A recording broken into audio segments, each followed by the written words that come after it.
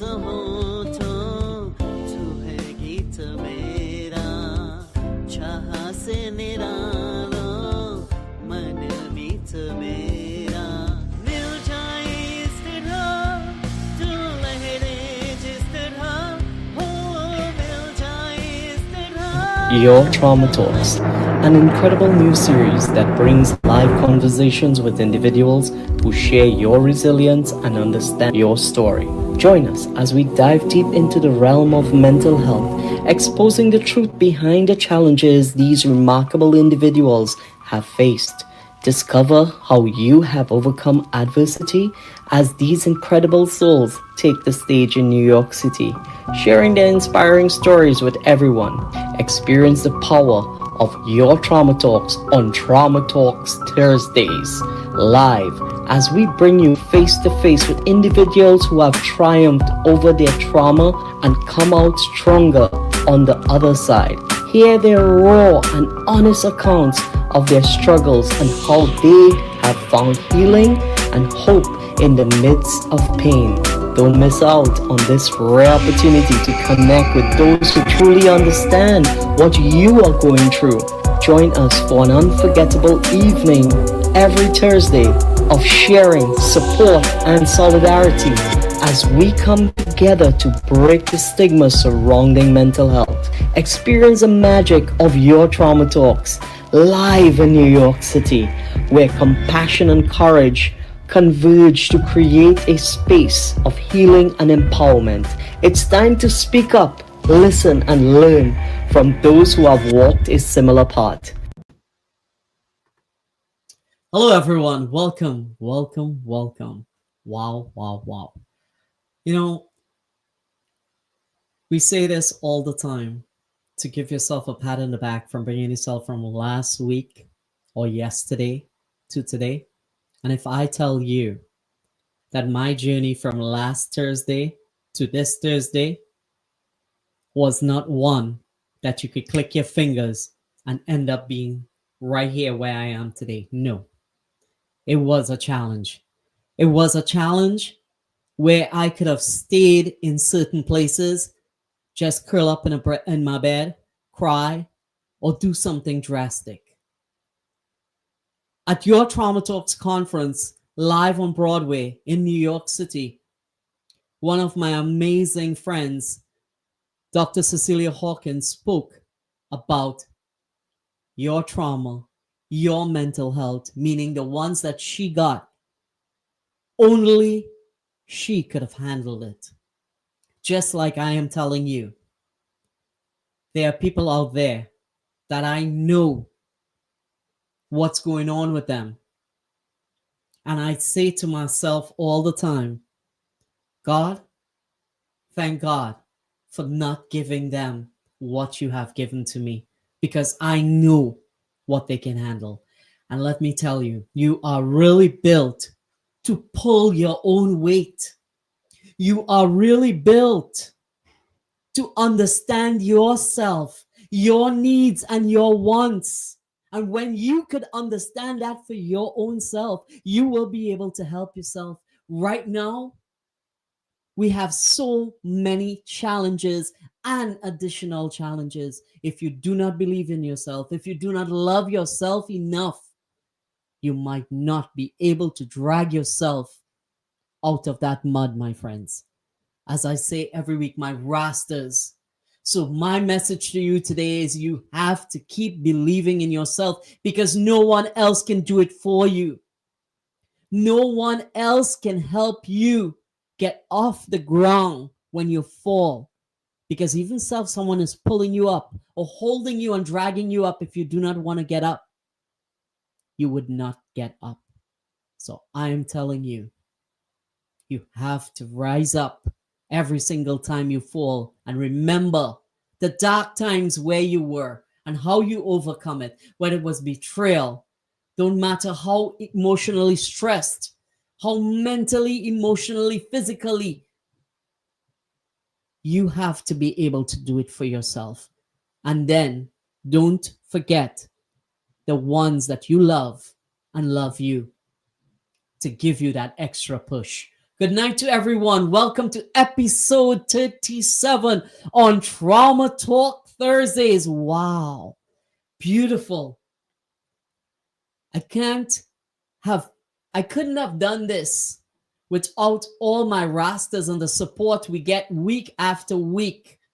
And I want to say thank you. And I want to bring up my amazing co host, Brittany Purr, right now, because I'm telling you this, taking your time off to do this week after week, it takes a lot out of you because it just is not an hour. You have to be prepared before and after. And she takes her time off to come out here to speak about trauma and mental health. Brittany Purr, thank you so much. Hello and welcome.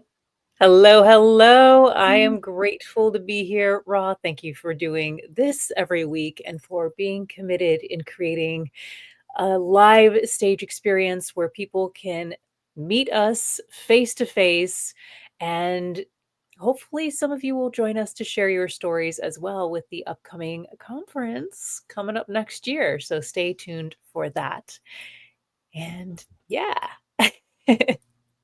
Yay.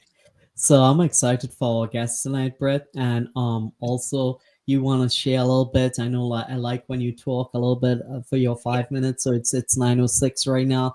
So I'll give you until 9:10, 12 and come back and you take the stage. Tell them about how your week was. I'll be right back. Sounds good. Actually, I'm going to just piggyback on what you've shared and just from a little bit of a different perspective. So, when it comes to the situations that life throws at us, how do you respond to it? And that's what matters. I've said this a couple times now, but I'm going to say it again. Choice is our superpower. What you choose to do from what has happened is a superpower.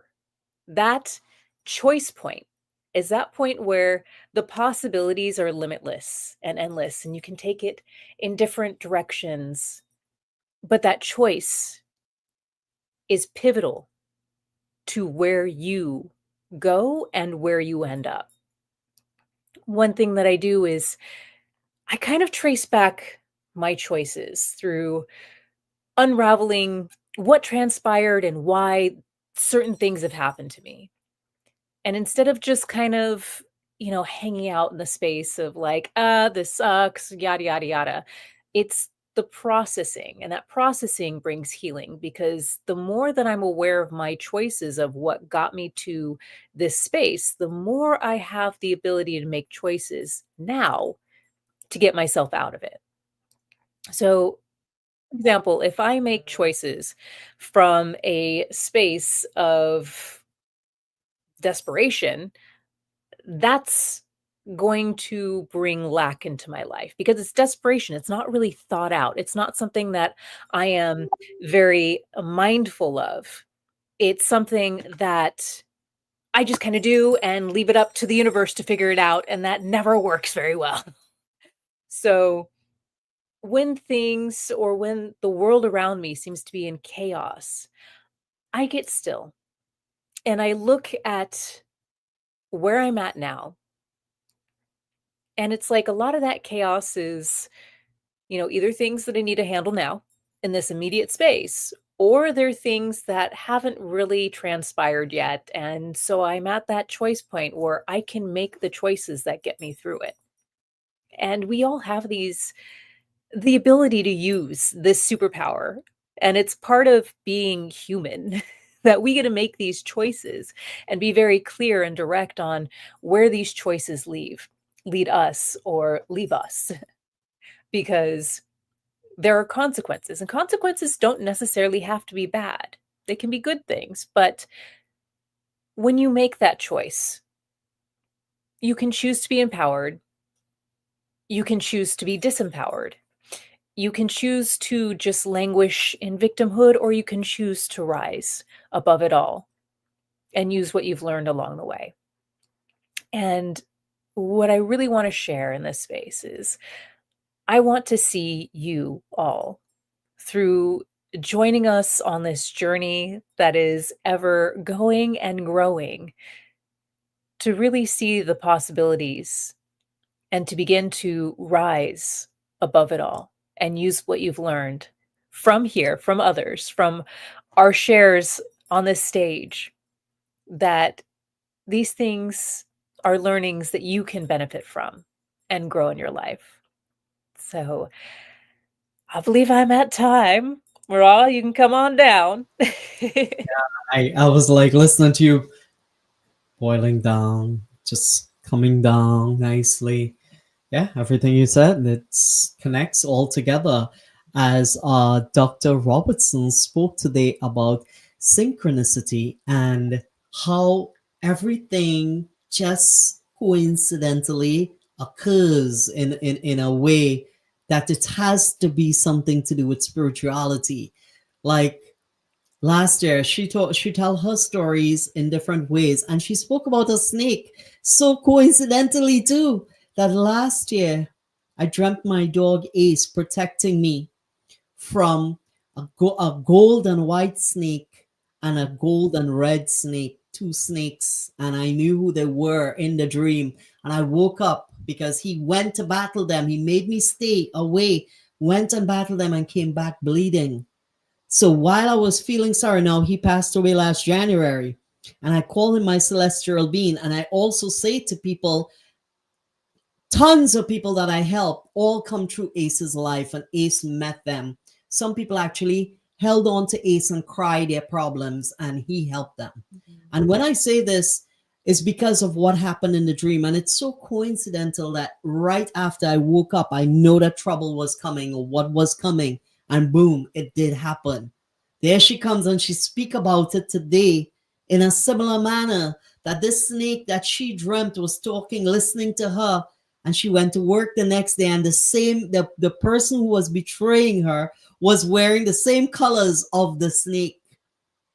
And it's just so coincident that how it is that people actually, just as today, Dr. Hawkins was speaking to me and telling me about a dream, about someone she was thinking about, and boom, she get a phone call, and it happens. You know what I mean? So everything connects in a way, not just because. No, there's a meaning to everything, and you have to put that meaning into your life in a positive way. I advise someone today in my own way after listening to them. The negative thoughts that hits you, especially where I'm coming from with this, because this person said a little negative thought, a little one, Ra, a little negative thought, but it's not a little negative thought. That negative thought, just like putting two fruits together, one that's decaying and rotting, and it touches the other one becomes infected, even if it was good. The same thing with a negative thought in your mind. One little negative thought can spread and spread and become bigger and bigger. So here's what you do with that negative thought, because most of the times you can overcome it. Think about you having a little surgery in your own head, but just think about the equipment and just clip it like a little tweezer. You're seeing it, imagining when you're pulling it. It's like a hair string, but that's coming out from inside of your mind. And you pull it until it comes out, no matter how long it seems to come out in your imagination, in your head. Pull it until it comes out and throw it aside and let that negative thought go. As I used to say when I started Your Life Experiences with Ra, dust negativity away. Yes. So you dust the negative thoughts away and let the positivity come in. I have another story, but let's introduce our amazing guest, because we have stories that help to make you to understand you are not alone and you can do it too. So Brittany Purr, please. All right. So our special guest for tonight is Leslie Liu, widely recognized as the Warrior. She is a global speaker. They are a global speaker, humanitarian, and pioneering women's self-defense expert, committed to empowering women and marginalized communities. As a founder of Reclaiming Your Courage and co-founder of the Warrior Queens Rise movement, Leslie's mission is to equip women with the tools, confidence, and resilience to combat gender based violence and reclaim their voices. Her work, rooted in the core values of love, courage, and community, are both transformative and life saving. Welcome, Leslie, to the stage. Woo! Hello, Leslie. Woo!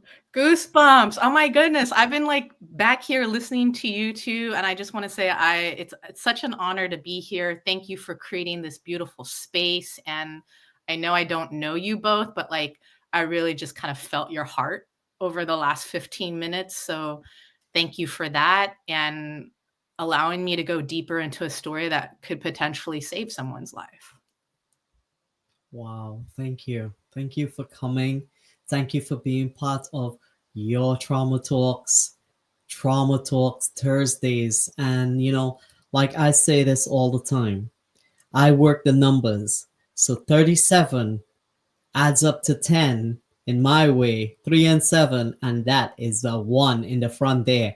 So I know your story coming up here is an ace, because to do what you do, you heard, I saw you when you said you come up and you said you got chills, right?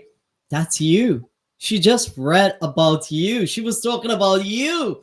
Give yourself that pat on the back every day and remember that is you. And that's amazing, because I'm sure the story you're about to tell, it's going to be deep. So thank you again for coming. Brittany Pearl, I'll leave her to you, and you guys have a... All right. So before we dive in, I just want you to share a little bit about some of your prestigious honors that I've heard a little bit about. You've been recognized in certain ways through the work that you've done. Share a little bit about that before going into your story. Oh, well, I mean, I was awarded the Asian Women Trailblazer Award back in, I don't even know what year we're in anymore. Maybe a couple of years back. I most recently was awarded a Global Humanitarian Award recently in a service project that we did in Kenya. And that was actually more meaningful than some of the accolades. I know that I was one of the global women to watch in 2024 Mhm. and in the Washington, D.C. Post. But this most recent award for Warrior Queens Rise, we basically spent 10 days in Kenya and reached over 21,000 young people. Wow.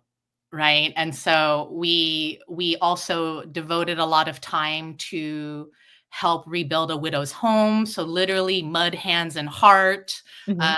donating school supplies to young people and really identifying a need around period poverty. So instead of just throwing money at the problem or giving these young girls sanitary pads because the taxation in Kenya is so high, we Oof. actually partnered up with a company called Ruby Cups, which are reusable silicone cups. And so we were able to donate well over 500 silicone cups that would give these girls a 10-year lifeline. And so the local community and diplomats and local leaders in the county awarded my business partner and I and many of others who were in the group a humanitarian award. Wow. That is amazing.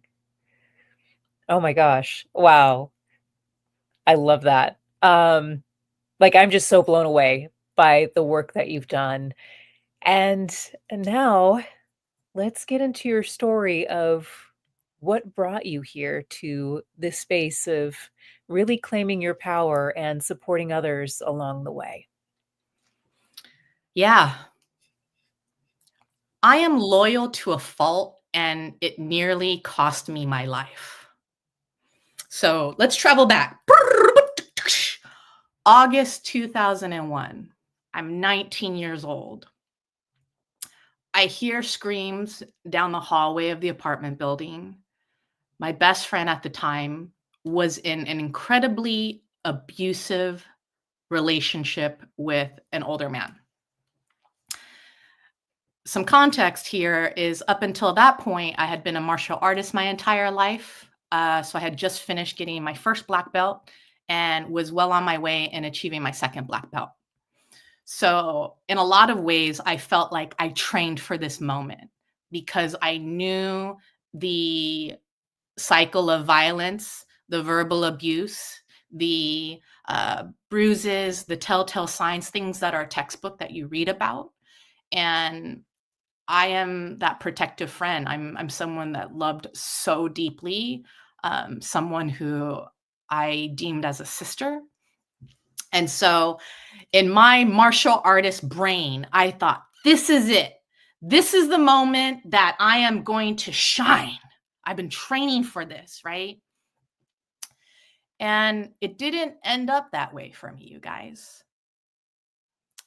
It was a very difficult lesson in demystifying some of these myths that we have. And what I mean by that is, I think that with self-defense and women, there is this perception that we are fearless and Wonder Woman, and we love the movies, right? But things didn't end up for me this way. I basically, with all my might, all of my force, all of the things I had learned, things that you see in the movie, I tried every which way to win, to beat this man so that I could protect and save my friend. And so in my head, this was going to go really, really well. And it actually turned out to be the opposite. And with every strike, with every kick, I missed. And I was met with 3 times the blows in terms of force and strength. And the dark part about this is that he made my friend watch the entire thing. And what this battle and this fight led to was a concussion and a broken rib and me bloodied on the floor. It also led to me being in a hospital bed for several days. And I remember lying there on the floor saying to myself, this is it. This is where I'm going to die, and I'm going to die alone. And you don't know how much you cherish life until it literally someone overpowers you and can take it away, literally having their hands wrapped around your throat. And so I suppressed that story for nearly 20 years. And I'm here today to talk about it because when we talk about stigma around mental health, we don't talk about the forgotten. And there are so many women that are in situations all over the world that they experience the same physical, emotional abuse, and they don't live to tell the story. I am fortunate enough to be a person who's able to be here today and tell it. And what I want to share with you tonight is the lessons that I take away from it. And part of this healing process and this healing journey has been the anger and the rage and the resentment and the deep sadness and loneliness I felt being abandoned and left. And to also have feelings of, well, why didn't she help me? And now that I am older and doing the work that I'm doing, I know there's no possible way that she was in a position of fear. She was in a position of being overpowered. And so I share that because someone with my background as a martial artist was taught to be excellent, right? That every technique, that everything that's all I needed to know was how to use this. And in my traditional self-defense training, we hear all the things, right? Get the pepper spray, get your keys in between your fists, kick them in the nuts. I try all of those things.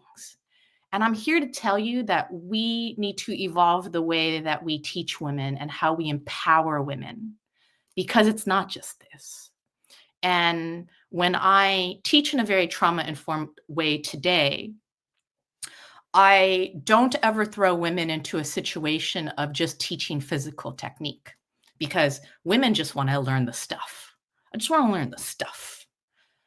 But what I want to open our eyes to is that usually there's these stories and all of the traumas and the ways in which we've been victimized. And it messes with our mindset, and it messes with our ability to advocate for ourselves, to honor and vocalize our boundaries. And so going back to the lesson of this story is that I was conditioned and I was bred, right? Young athlete training for the Taekwondo Olympics, right? Overachiever, thinking I've got this, because that's what society had taught me to believe, that I'm fearless. And what I learned really quickly is an important lesson, is that, ladies, we never go toe to toe with men. Self-defense is your ability to identify that you are enough and that you are worth fighting for, number one. Because where I went wrong is I tried to look outside of myself. Empowerment starts when you realize that no one is coming to save you, right? So I expected her to step in, which is really messed up when I think about it. But as I work with clients today, people who are victims of gender-based violence, we see the same pattern of, you know what, I'm not even that hurt with the physical aspect of this. The pain that is deeper for me is that nobody helped me. The person on the street, me being attacked in the daylight, me being attacked on the subway. And I think that in my work, it's important to relay to women that we have to start tapping into that inner warrior, that ancestral strength that we have.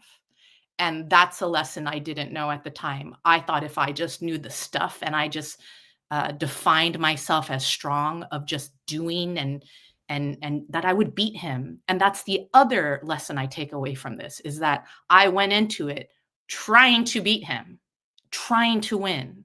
But true self-defense is doing enough to escape the situation so that you can get home to your loved ones.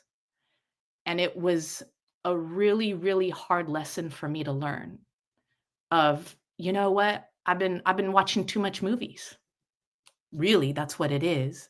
And so when we think about psychological safety today, and when we think about keeping our community safe, I think that we need to start having these conversations, right? We need to start talking about what are the voices in our heads, what are the stories, because as I teach my workshops and as I teach the things, I notice that there are always a handful of women in a classroom, if I'm teaching a self-defense workshop, that think in a very traditional way, which is like, you go to the McDojo, you go to the strip mall, you learn the stuff, right? Cobra Kai never dies. But the issue with that is when we just focus on physical prowess, we are just in a fighter mentality, in kind of like a caged animal. And so the reason why I share my story with you today is to have an expansive view, that part of being a warrior is that you recognizing your self-worth. So if I would have had that level of like, I love myself wholly and completely, and I deserve respect and safety.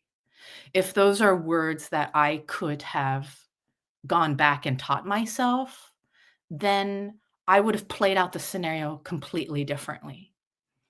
And it's something that keeps me up at night and has kept me up at night.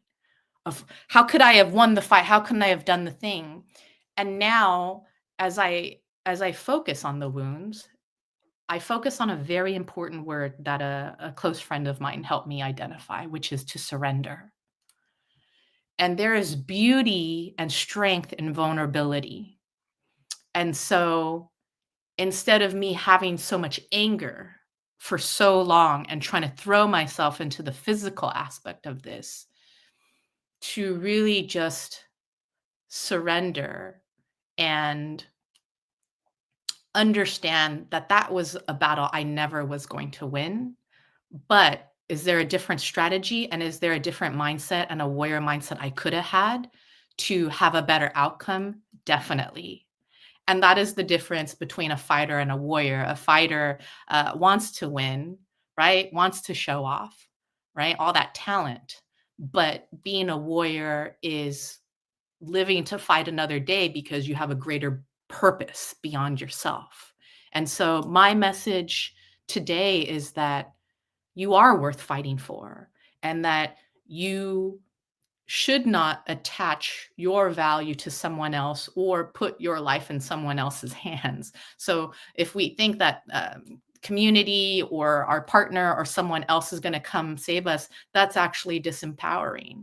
We have to be able to kind of go within ourselves to tap into that strength, to stand in our power. And a lot of times it doesn't even have to do about physical defense in return. Sometimes it's really honing into your heart and your mind and being aware and speaking up and vocalizing and creating a boundary. And that energetically would be the thing to protect you, is what I'm really trying to introduce here. So thank you so much for allowing me to share my story. Wow, deep. Wow, wow, wow, very deep. You have touched on so many things in so many different ways. Like, okay, so like, the reason I got a little distracted, I was looking for a little video of someone I interviewed in Paris.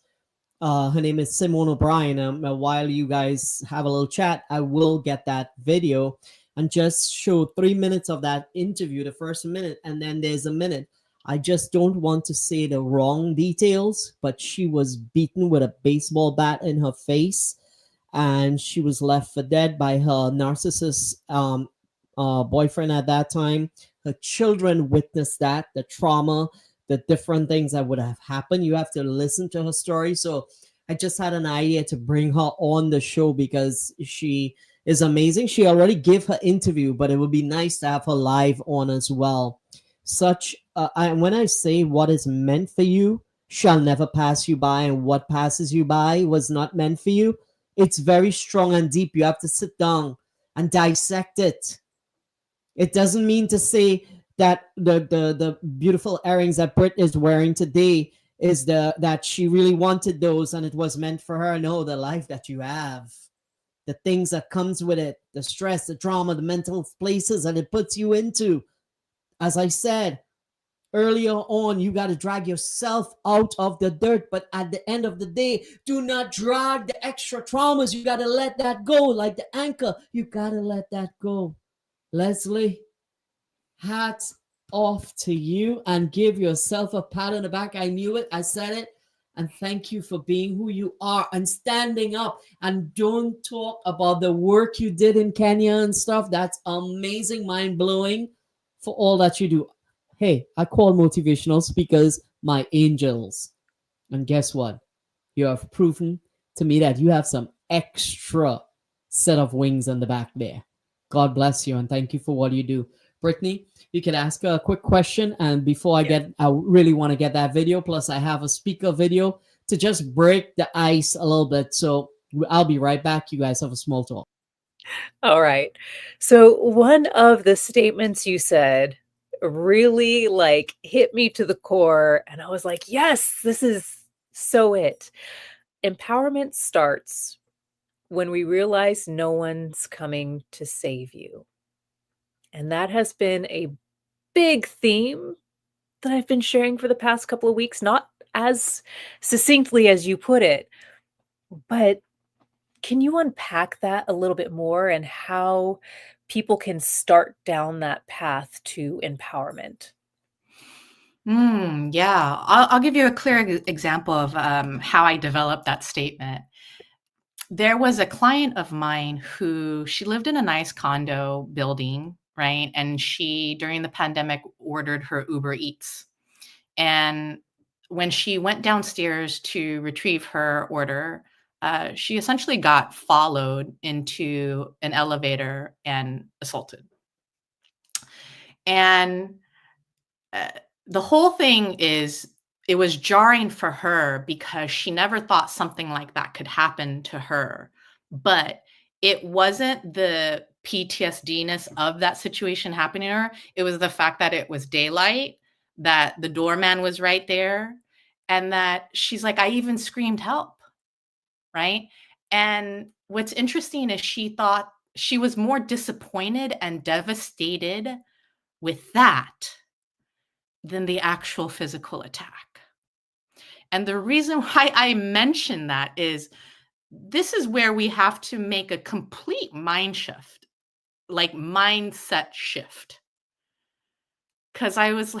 Because when we think that people are going to do the right thing, that they're going to speak up for us, that they are going to physically protect us, that's where I feel like the conversation has to start. And so I start off with what I say is, well, empowerment starts the moment you realize that no one's coming to save you. How does that land for you? Right? And then there's stages of grief that happen with that question. Right? I displaced my anger. I was blaming my friend. She was the victim, right? Like this is a systematic like problem. Like I'm blaming others. I felt betrayed in the process. But we cannot abandon ourselves. Somehow in my story, I placed more value on her than my own life. That was the other lesson that I learned in this. Not that I love her any less, but why was I not putting that same energy and heart into like, how could I navigate this situation in a way where we both will walk away?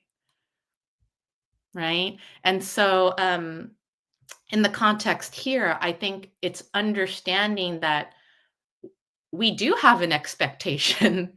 I think that's the first level of unpacking is that, I have anger, I have resentment because I didn't get the outcome I was expecting. So let's go to the root of what were you expecting? You were expecting for the solution to be outside of yourself when really it's inside of yourself.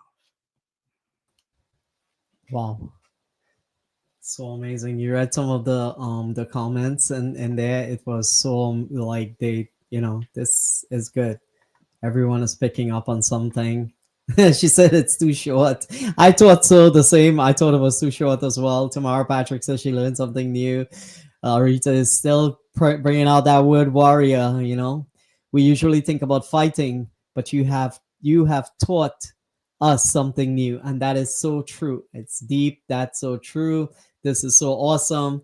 Thank you so much. We'll come back to the little messages. I have a little video call for speakers. Everyone knows May is Mental Health Wellness Month. May is Mental Health Awareness Month, and we are having another conference, and we are looking for 24 speakers to have a 2-day event, the 7th and 8th of May 2025. We have an early bird registration, and trust me, Brittany Purr is right here tonight as witness to this. She was part of it. She was a keynote speaker. She had her picture in a booklet. She was in the New York Wall Street Times. She was part of an article in Women's Journal. She was part of a press release in the New York Daily, the New York Wire. Listen, be part of our conference. It's the only conference, and I can boldly say this, it's the only conference that you will speak in a theater, on a stage, and get every single thing we are promising and beyond. To top it off, she was on a billboard, as you will see in this amazing video. Amazing speakers. I have an important question for you. Are you ready to share your story this May during Mental Health Awareness Month? Will you be joining us in New York City in-person mental health conferences called Your Trauma Talks. Let me be clear. No other conference offers what we provide.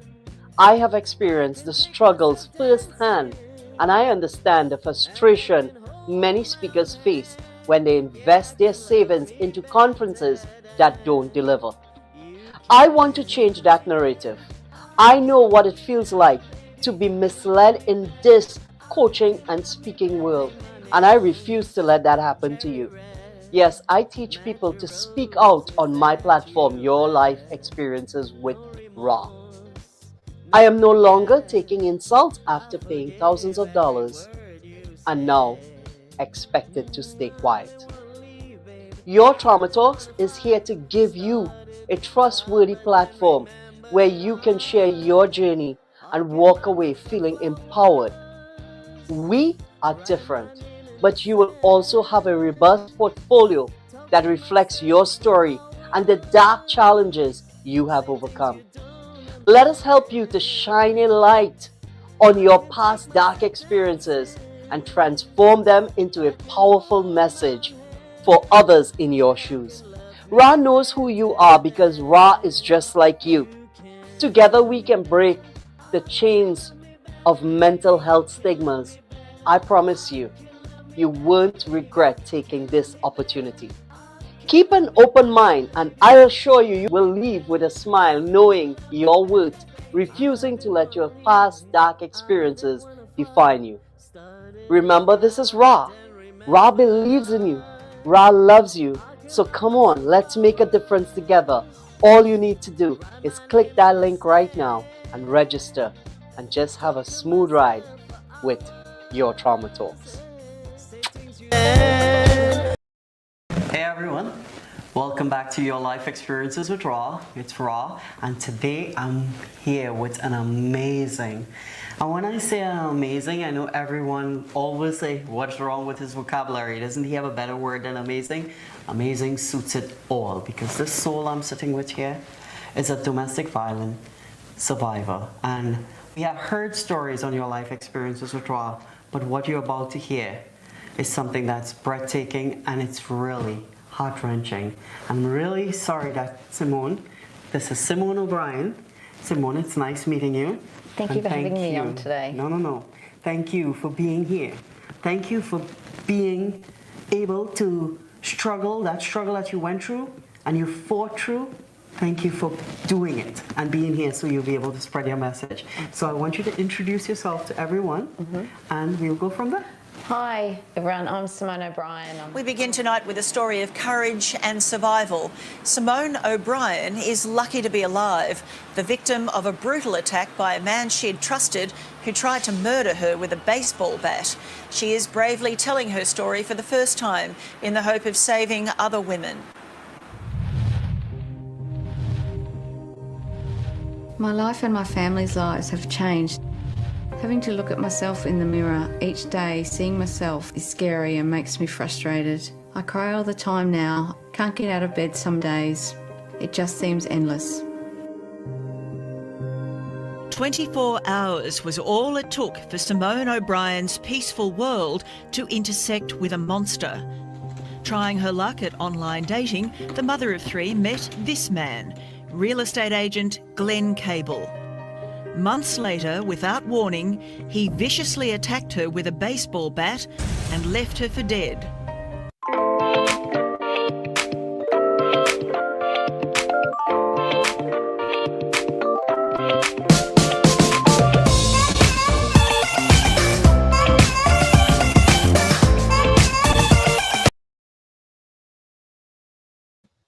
All right, like that interview was so intense for me. Like I actually had to tell her, like, you know, when I tell people how I connect and I put myself in their shoes to actually understand and connect with them, not compare, but I would put it in this way. We were saved because I would see things like that, not in that way, not that Simone had to go through, but it happened with my mom in different ways. And it could have been my mom. It could have been in worse situations.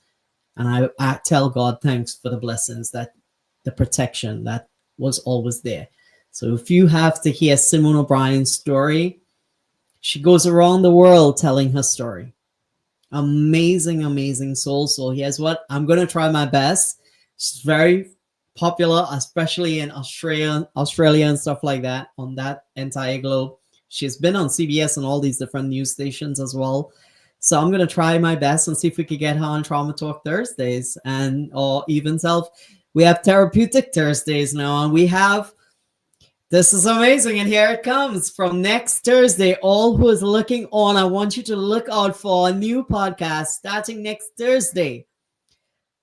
Dr. Robertson will say, Ra, how can we get on to the younger generation and let them speak out about their traumas and mental health stress that they're going through? Over the weekend, Ra went to a fashion show. Now, this is something that I'm new to. Been in the fashion industry, videographer, photographer, creating videos. I actually put together a fashion show called High Fashion back in 2012. I model at New York City Couture Fashion Week.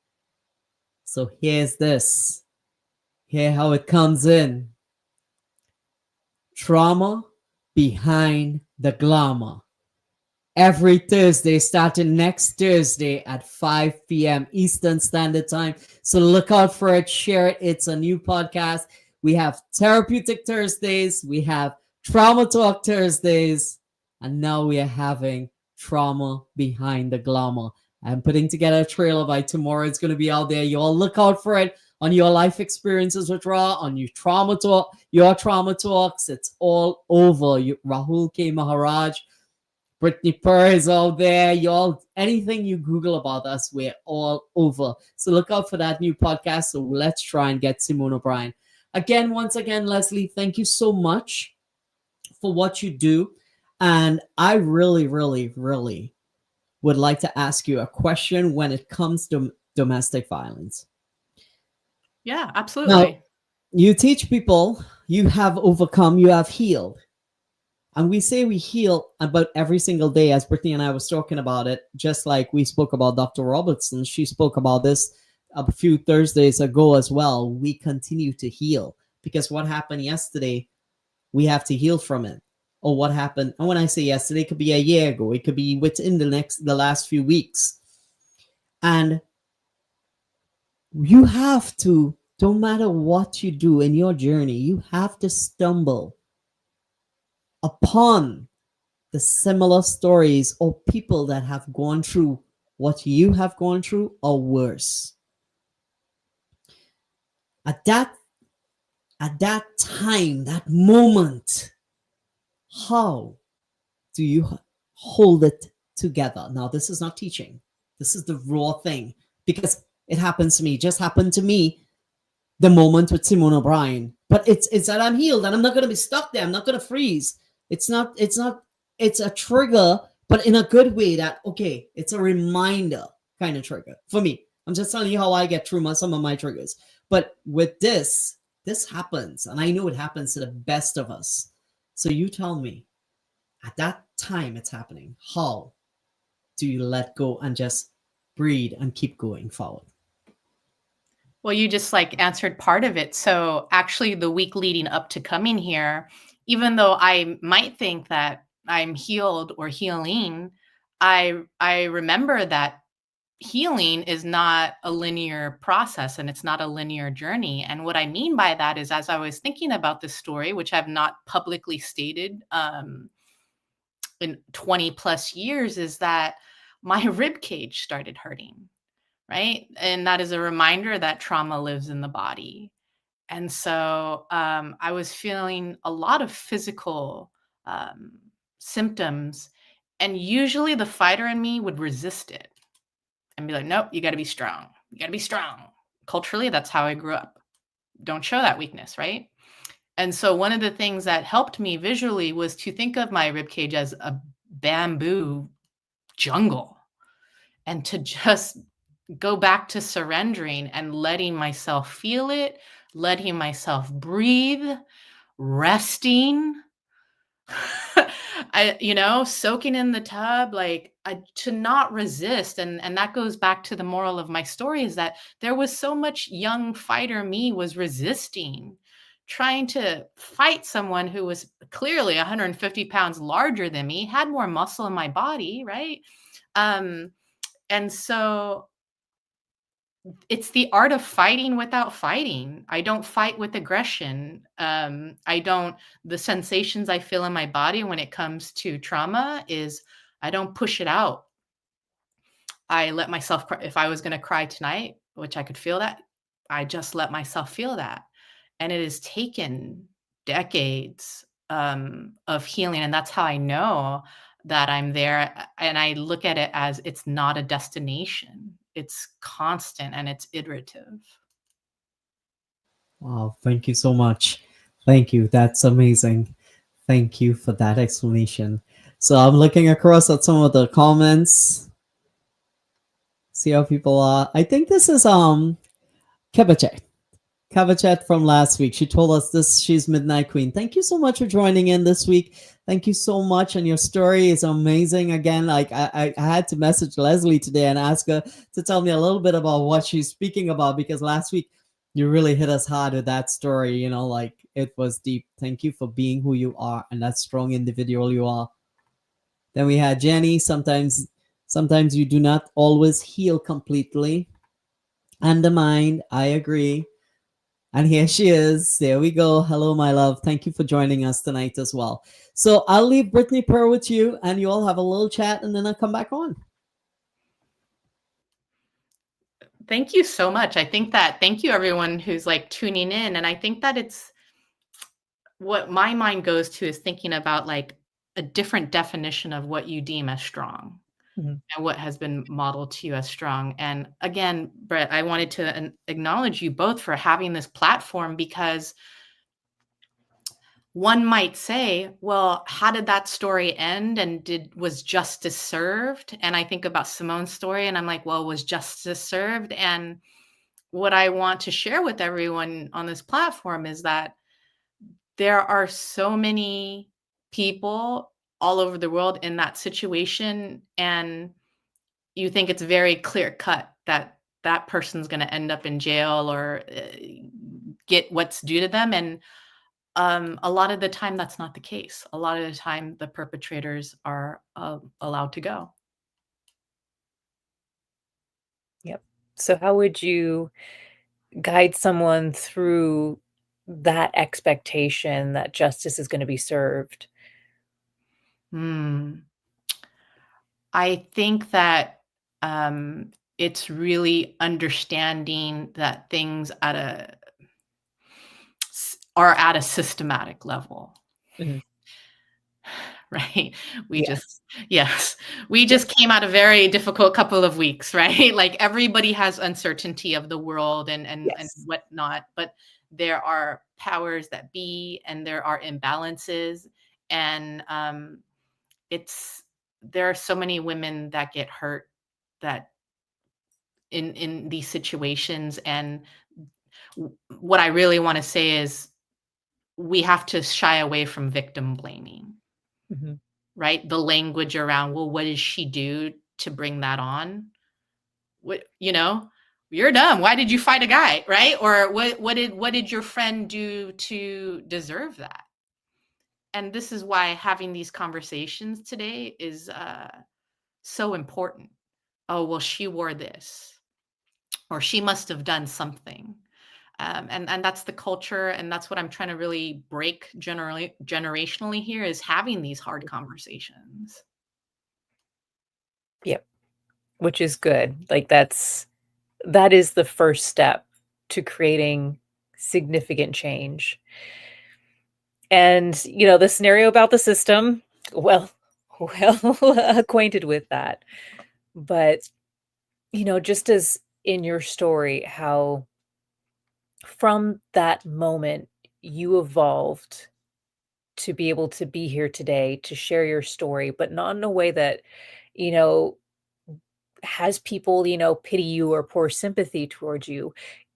You become that warrior because of the lesson learned and because of taking that forward. So what would you say is the difference between, remaining a victim or, even victim blaming yourself in that state, and instead choosing to rise and move forward and empower others and rise others up out of those spaces of, that internal conflict that arises, obviously, because of these scenarios that you brought up.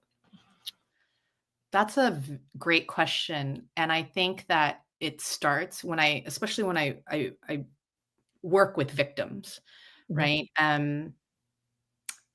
Sometimes really being able to remind people what gaslighting is, whether that's gaslighting from your abusive partner, whether it's gaslighting from friends and community about like, well, why if you get hit, then why do you stay? I think someone's commenting about that right now. Mhm. Um, Being able to recognize that there is also self-gaslighting.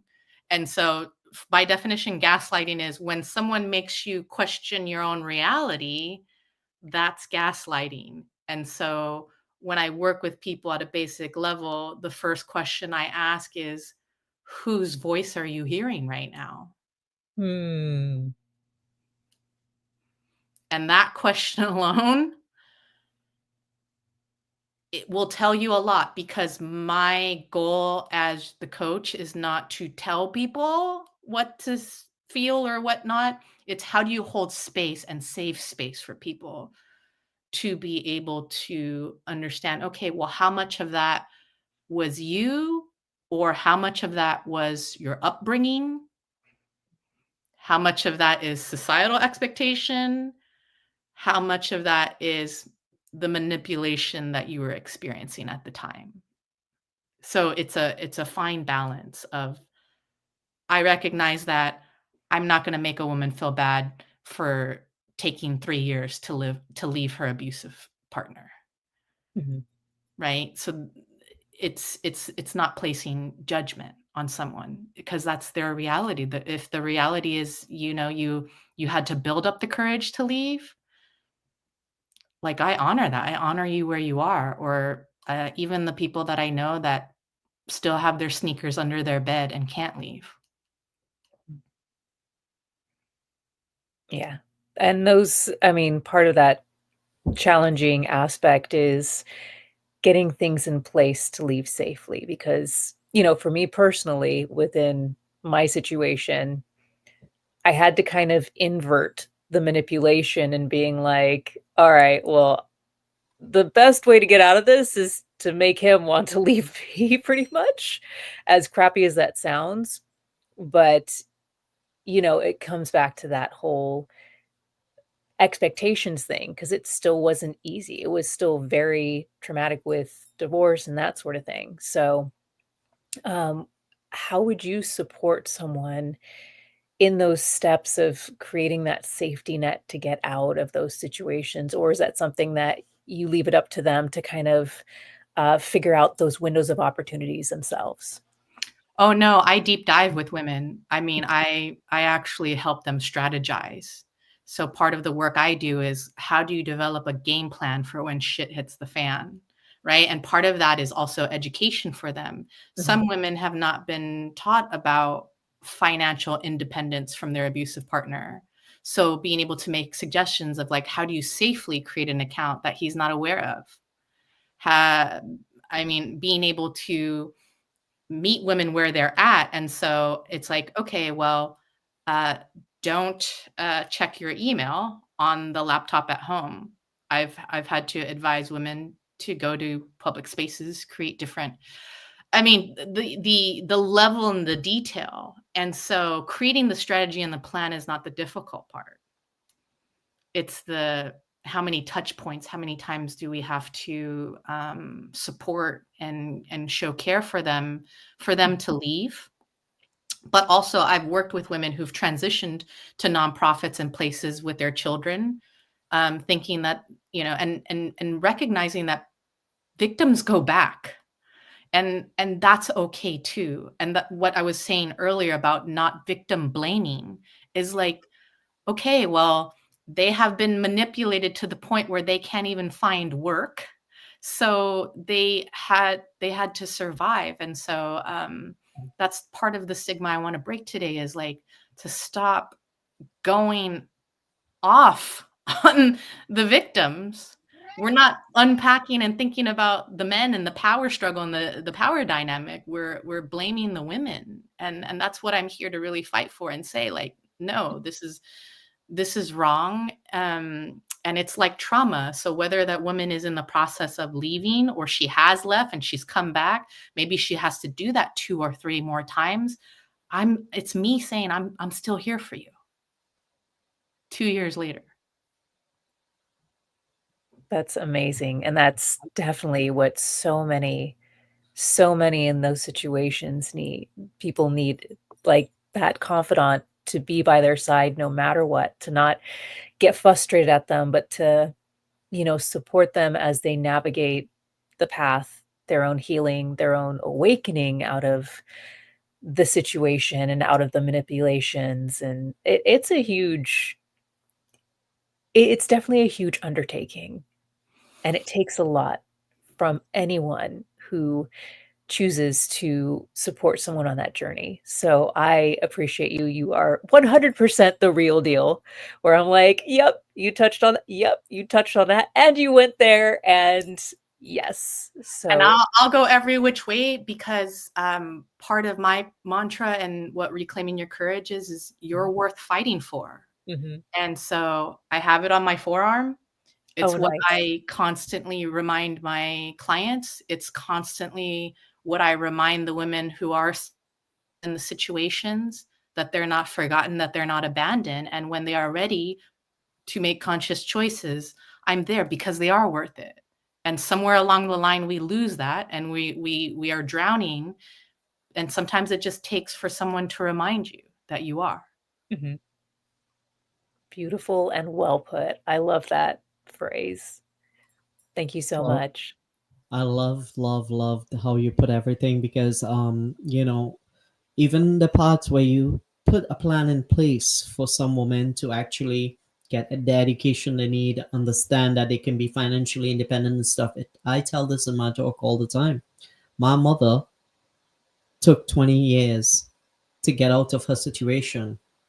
It's not that she wasn't looking, it's not that she wasn't, trying. She did. She ran away all the way to the United States, and still the person followed her here. You can't, I learned this thing, and I teach people. Jenny, her brother taught me this. May his soul rest in peace. When your hand is in the lion's mouth, the lion is smart. He knows that you're going to run away as soon, so he can grab you at any second.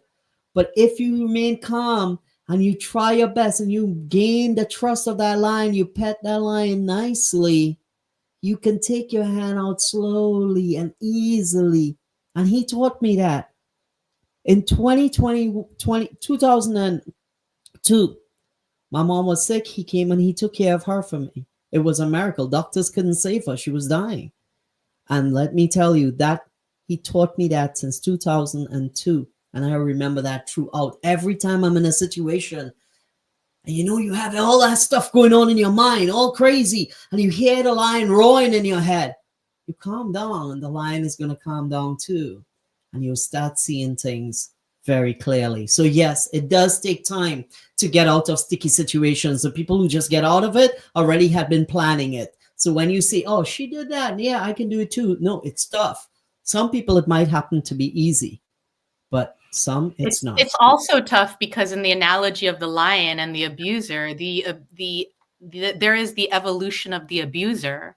And what I mean by that is there's not one means of attack. And an example I can think of is when I started working with clients during the pandemic. People don't believe me when I say this. I was like, I literally have women who are victimized. And nowadays, men use technology. Aside from financial manipulation, men use technology. And so an example of that is that the men would be outside of the house and control the temperature of the home using their Nest app to either freeze the woman and the children or to overheat them to force them to go to the hospital, to make them sick and see, you'll get COVID. You need me. And this is the nuance that I tell people. It's very complex, right? And whether those people have immigrated from this country, and don't have a means of being able to get resources, that's a whole other level of complexity. So stop freaking victim blaming. It's how can we support people, right? Especially these women that have kids and cannot leave because of kids. And you know what's sad? What's sad is, and I said it a few weeks ago when Dr. Robertson was on the show, and she's an 80-year-old woman. 80 years ago, well, let's say 43 years ago, 33 years, I will calculate it. She's older than me. And I went through those things. She went through those things. People 10 years younger than us has been through those things. And what's sad is the new generation have its own version of it in a different way, because the problem stems from the roots, and it's just not changing. No matter how much they learn, there's certain people evolve out of it, and their mindsets, they want to change that. Like, I did not want to be like the abuser. I wanted to make sure that I learned that that's not going to happen. I'm not going to do that to someone else's child. But there are some people out there, like my brother. He always recognized this. Like, I saw what my father did. I saw what how he was an alcoholic and this, and I never wanted that. He always say this to me in my face, and that's my brother. You know what I mean? So at the end of the day, people can actually change their mindset by not wanting to be like that. But there's some people just trickle down the generations, just see them flowing like a mountain, just up and down hill, because it all ends up in the same peak. It all end up with the same type of abuse in some way or the other. So And the Leslie ways Liu, thank you don't so matter. much. Yeah, thank you. Make sure you put your information. They're asking how can we contact you, Lou. Yep. Thank you, Leslie. They're saying here, it's not always physical. Sometimes it's verbally. That's 100% true. Physical, mental, and emotional abuse is sad. Donna is all the way from the Philippines. She was like, I think she just became your biggest fan on here. Donna, thank you so much for joining in. And then we have, this is your information. Thank you. If anybody wants to contact Leslie, please do so. So I leave it up to you, Brittany. You and Leslie can have a small little talk and close it off. Thank you all. Join us next week for 3 different new podcasts all together. Trauma behind the glamour. Trauma behind the glamour at 5 p.m. Eastern Standard Time next Thursday. Then we have Therapeutic Thursdays, episode 3 with Dr. Robertson, and she already started talking about Thanksgiving. Her message today at the end was, at Thanksgiving, a lot of mental and traumas happen because people tend to dig into the past of others, bring unnecessary talks up, and it ruins your Thanksgiving. So I think she's going to speak a little bit in depth about that. So look out for that. And we will have another amazing guest next week with Brittany Purr and myself. See you all next week. This is Ra. I love you all. Brittany, the stage is yours. Yep. And Leslie, hang out for a little bit. So that's your website. And I don't know, Fra, if you can bring that back up, her website or her email address. Thank you. So that's the best way for people to contact you. And can they go through your website as well to reach out to you? Yeah, absolutely. This is my email address because I love talking to people. I'm a talker, but also my website is reclaimingyourcourage.com. So that is the easiest way. And if anything that I said tonight really struck a chord with you, like, I'd love to hear what's on your mind and your heart about it, because being someone who experienced this like throughout my life, there was not enough spaces for me to even talk about it. Right? It's like, we don't talk about that, especially in an Asian American household. And I think what really birthed my passion and my company really was the start of the pandemic and the rise in anti-Asian hate crimes. Yep. I remember hearing about that and being very concerned about friends. And it's frustrating that those things, these paradigms happen and continue to happen. But I know that the work that you are doing definitely helps people out of that paradigm, because when it comes down to it, it's their trauma and their fear that they're letting take hold of their lives to, you know, feel entitled to be able to attack others. And the more that you do your work, the more that that is going to shift in the world, to where people don't carry around the guilt and the shame and perpetuate the violence that they've been privy to, but begin to heal and escape and find a way out of these situations and begin to love themselves and embrace themselves. So thank you for doing the work and doing the real work, which is being there by someone's side as they are navigating these situations, the ups, the downs, the questioning, the lack of self-trust, all of those situations and more.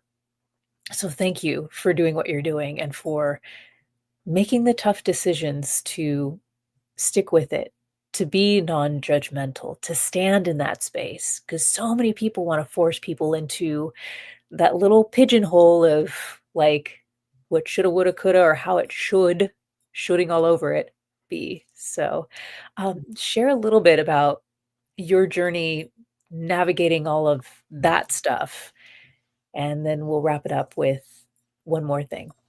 Well, first, I want to say thank you for those words. Thank you just for hearing me and seeing me. And the best way I navigated this stuff was to really recognize that there was a certain way I was being presented with things. So we're using self-defense in this model, right? Martial arts. That just because I just want people to know that there is another way, that this trauma-informed holistic approach to self-defense exists, that I exist, right? That I'm here to disrupt some stuff, right? And I think that a huge kind of shifting point for my work was really understanding the intersection between how we identify really does intersect with the way that potential attackers perceive us. Mm. So I'll leave it with that without going into like deeper, but you know, I think in a lot of spaces we don't really make time, especially in a women's self-defense class or what. We just focus on the stuffs, the fists and the kicks. And I'm like, we have to understand what's behind the kick and the fist, and being able to ask people how you identify, what do you fight for, who do you fight for, is such a key element that I think that I want communities to understand as we're thinking about building safety and respect within ourselves and for other people, is to ask questions like that. Those are definitely loaded questions, which, it's just something that came up was, like, those who deal with CPTSD, which is complex post-traumatic stress disorder, like, you're addressing that, and I think that is so pivotal for people, because if you're going into a fight and you have CPTSD and you freeze, everything you've practiced and learned just are out the window, and what are you left with? So I really acknowledge and admire that you do go deep with people, that you do address these situations so people have the best chance possible in getting out of these situations and protecting themselves. So with that, what is one last powerful statement that you want to share with our audience? That you are the non-negotiable in any given situation. Boom. Thank you. Thank you so much, Leslie. And can people find you on social media as well? Yeah, on Facebook, Leslie Liu, just as it's spelled here. Come find me. I'm kind of crazy a little bit on my reels and my videos, but I like it. And then on Instagram, Reclaiming Your Courage, one word. So please follow me. Awesome. Thank you so much. Bye-bye. And hang out after.